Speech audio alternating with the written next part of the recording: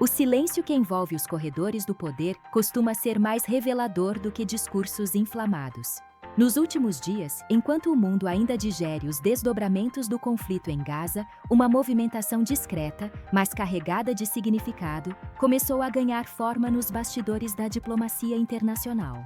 Donald Trump, em meio a um cenário global fragmentado e altamente polarizado, passou a articular a criação de um Conselho de Paz voltado ao conflito em Gaza, convidando líderes de países estratégicos como Egito, Turquia, Argentina e outras figuras-chave do tabuleiro geopolítico. A proposta surge como uma tentativa de reposicionar os Estados Unidos no centro das negociações, não apenas como mediador, mas como arquiteto de um novo arranjo político para a região. O que está sendo desenhado não é apenas um fórum simbólico. A iniciativa indica uma tentativa de ampliar o escopo da influência americana sobre o conflito, ao mesmo tempo em que dilui responsabilidades diretas e compartilha o peso político com aliados cuidadosamente escolhidos. Ao convidar líderes de países que mantêm relações complexas, tanto com Israel quanto com o mundo árabe, Trump sinaliza uma abordagem pragmática, ancorada menos em consensos morais e mais em interesses estratégicos. A ideia de um conselho de paz, nesse contexto, funciona como uma plataforma flexível, capaz de acomodar diferentes narrativas e agendas sem a rigidez das estruturas multilaterais tradicionais. A cobertura da mídia de centro tende a apresentar esse movimento como uma manobra diplomática calculada. Nessa leitura, o foco está na composição do conselho e no simbolismo dos convites. O Egito aparece como peça central, dada sua posição histórica como mediador entre Israel e os palestinos, além de seu controle sobre a passagem de Rafah, um dos poucos acessos à faixa de Gaza. A Turquia surge como um ator ambíguo, capaz de dialogar com o Ocidente enquanto mantém canais abertos com o mundo islâmico. Já a Argentina, embora geograficamente distante, é interpretada como um sinal político, refletindo alinhamentos ideológicos e a tentativa de ampliar a legitimidade do Conselho além do eixo tradicional do Oriente Médio. Sob essa ótica centrista, o Conselho é descrito como um esforço para destravar negociações paralisadas e criar um espaço alternativo às Nações Unidas, frequentemente criticadas por sua lentidão e por disputas internas. O tom é cauteloso, evitando julgamentos definitivos sobre a eficácia da proposta, mas reconhecendo que, em um cenário de impasse prolongado, qualquer nova via de diálogo tende a ser recebida com atenção, ainda que cercada de ceticismo. Quando observamos a narrativa da mídia de esquerda, o enquadramento muda de forma significativa. Aqui, o Conselho de Paz é visto menos como um gesto conciliador e mais como uma tentativa de reconfigurar o discurso em torno de Gaza, deslocando o foco das responsabilidades históricas e das assimetrias de poder. A ampliação do mandato do Conselho, sugerida por declarações e análises, é interpretada como um sinal de que a iniciativa pode ir além da busca por cessar fogo, passando a influenciar diretamente o futuro político do território palestino. Nessa perspectiva, a escolha dos convidados levanta suspeitas. A ausência de representantes palestinos com autonomia real e a predominância de líderes alinhados, em maior ou menor grau, aos interesses americanos, são apontadas como indícios de um processo desequilibrado. O Conselho é retratado como um instrumento de soft power, capaz de legitimar decisões já tomadas nos bastidores, enquanto oferece a aparência de um esforço coletivo pela paz. A mídia de esquerda também enfatiza o risco de que a iniciativa marginalize fóruns internacionais existentes, enfraquecendo mecanismos multilaterais que, apesar de falhos, oferecem maior representatividade. Há ainda uma leitura mais crítica sobre o timing da proposta.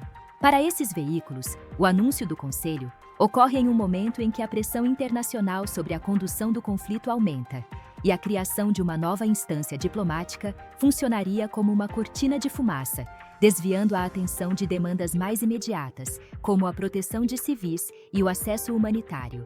O discurso da paz, nesse contexto, é tratado com desconfiança, visto como parte de uma estratégia política mais ampla.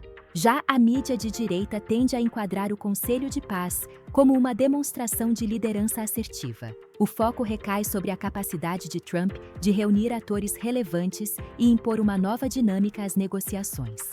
Nessa narrativa, o problema central do conflito em Gaza não seria a falta de fóruns de diálogo, mas a ausência de decisões firmes e de pressão real sobre os envolvidos. O Conselho é apresentado como uma resposta a essa lacuna, um espaço onde líderes pragmáticos poderiam discutir soluções sem o que é descrito como interferência ideológica ou burocrática. Os convites são interpretados como movimentos estratégicos inteligentes. O Egito é visto como um parceiro indispensável para a estabilidade regional. A Turquia, apesar de suas contradições, é valorizada por sua influência e capacidade de interlocução. A inclusão de países fora do eixo tradicional do conflito é celebrada como uma forma de internacionalizar a responsabilidade pela paz, afastando a narrativa de que o Oriente Médio deve resolver seus problemas isoladamente. Para a direita, o Conselho representa uma alternativa concreta ao que consideram ser a ineficácia crônica das instituições multilaterais. Nesse enquadramento, o Conselho de Paz não é apenas uma iniciativa diplomática, mas um símbolo de um novo estilo de política externa, mais transacional e menos presa a consensos frágeis. A ideia de ampliar o mandato do grupo é tratada como algo positivo, permitindo que questões de segurança, reconstrução e governança sejam abordadas de forma integrada, sem depender de processos longos e, na visão desses veículos, pouco produtivos. Ao reunir essas três leituras, torna-se evidente que o Conselho de Paz proposto por Trump funciona como um espelho das divisões mais amplas da política internacional.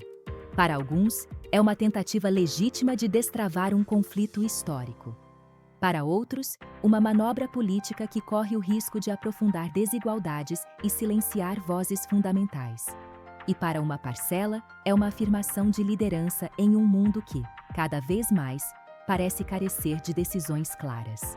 O que permanece incerto é o impacto real dessa iniciativa.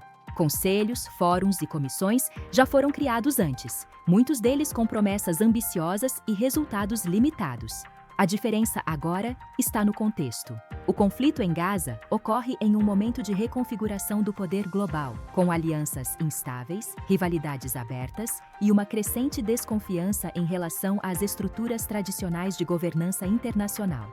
Nesse cenário, qualquer nova proposta carrega tanto o potencial de mudança quanto o risco de se tornar apenas mais um capítulo em uma longa história de tentativas fracassadas. Enquanto os convites são enviados e as reações começam a se formar, o mundo observa. Não apenas para ver quem aceitará sentar à mesa, mas para entender que tipo de mesa está sendo construída. Será um espaço genuíno de negociação ou apenas um palco para reafirmações políticas? A resposta a essa pergunta não virá de anúncios ou comunicados oficiais, mas dos desdobramentos concretos que ainda estão por vir.